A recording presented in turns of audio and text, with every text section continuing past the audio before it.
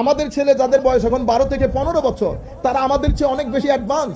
আপনি যেই ধরনের ইংরেজিতে কথা বলবেন তারা বুঝে, তারা আপনার চেয়ে, আমাদের চেয়ে, আমরা যারা ইংল্যান্ড আমেরিকাতে থাকি আমাদের চেয়ে অনেক ভালো ইংরেজি বলে, এবং তাদের প্রশ্নের ধাঁচ পরিবর্তন হয়ে গেছে। তারা কি কি ধরনের প্রশ্ন করে, এটা যদি আমরা সাধারণ মজলিসে বলি, মানুষের ঈমান হুমকির মুখে পড়ে যাবে।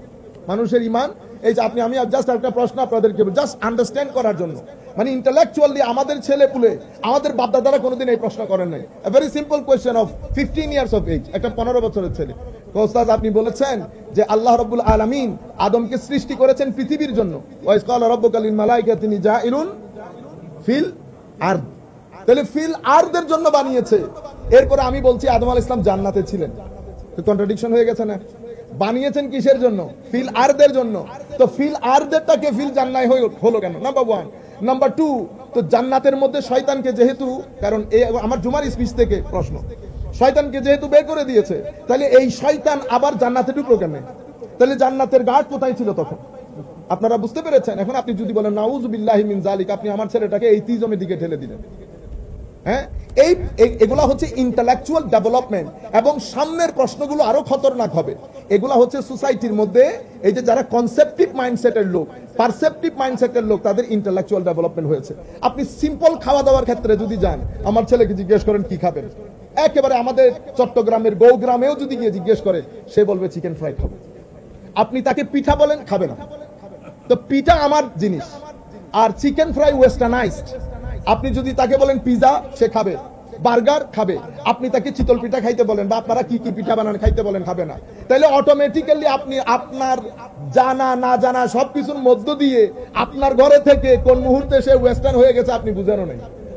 আপনি বুঝতে পেরেছেন? আচ্ছা, এর পরবর্তীতে দেখেন ওয়েস্টার্নাইজড হতে হতে এখানে যে সমস্যাটা এখন দাঁড়িয়েছে, সেটা হচ্ছে, ধরুন আমি আমেরিকা এবং ইংল্যান্ড এই দুই দেশের কথা বলি।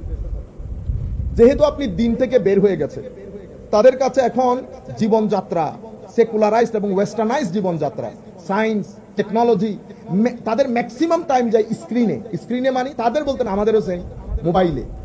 এখন ধরেন তাদের উপাসনালয় বন্ধ হয়ে গেছে, পরিবারের যে সিস্টেম সেটা নষ্ট হয়ে গেছে, বিয়ে প্রথা বন্ধ হয়ে গেছে, ফ্যামিলি ব্রোকেন ফ্যামিলি। ঘরগুলা দেখেন, উন্নতির কারণে ঘরগুলা অনেক সুন্দর, চমৎকার, চোখ ধাঁধানো, আপনি টিভিতে দেখতেছেন, অনেক দারুণ, কিন্তু ঘরের ভিতরে কোনো শান্তি নাই। ফ্রাস্ট্রেশন, ডিপ্রেশন, মানসিক অশান্তি, আইডেন্টিটি ক্রাইসিস, সবকিছু মিলে এগুলা কিন্তু আবার আপনি টিভিতে দেখছেন না। টিভিতে দেখছেন সুন্দর গাড়ি, সুটেড বুটেড লোক, হাই হ্যালো বলছে, চমৎকার করে খাচ্ছে, কিন্তু ভিতরের হিস্ট্রি অসম্ভব দুর্গন্ধযুক্ত। আমরা এখন যখন কথা বলতেছি, কথা তো শুরুও করি নাই, এতক্ষণের মধ্যে ইংল্যান্ড আমেরিকাতে মিনিমাম 20 জন ছেলে আত্মহত্যা করেছে। How many people? At least 20 people committed suicide in these 20 minutes.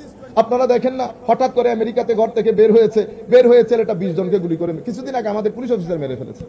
রাস্তার মধ্যে মেয়েকে দিয়ে, আপনি বিশ্বাস করবেন, আমার মেয়েকে স্কুলে ঢুকিয়ে, আল্লাহু খায়রু হাফিজাহু ওয়া আরহামহু, আল্লাহ তোমার হাতে তুলে দিলাম। কারণ আমি ঘরে যাইতে যাইতে কোন দুর্ঘটনা ঘটে আই ক্যান নট গ্যারান্টি।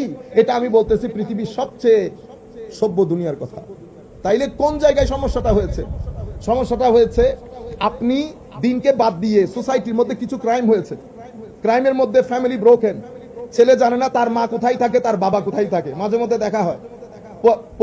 প্রতিবেশীর যে কনসেপ্ট, সেটা তো অনেক আগে এলিমিনেট হয়ে গেছে। এর পরবর্তীতে আপনার টোটাল টাইমটা স্ক্রিনের মধ্যে চলে গেছে। আপনি হয়ে গেছেন ইনডোর জেনারেশন। কি জেনারেশন? Indoor generation. আল্লাহ সূর্য বানিয়েছেন to make you outdoor generation. আপনি সারাদিন ফুটবল খেলেছেন, গায়ের রং কালো হয়ে গেছে। রং কালো হয়েছে ঠিক, আপনার গায়ের ভিতরে কিছু ডিমান্ড আল্লাহ রেখেছেন যা সূর্যের আলো ফুলফিল করে।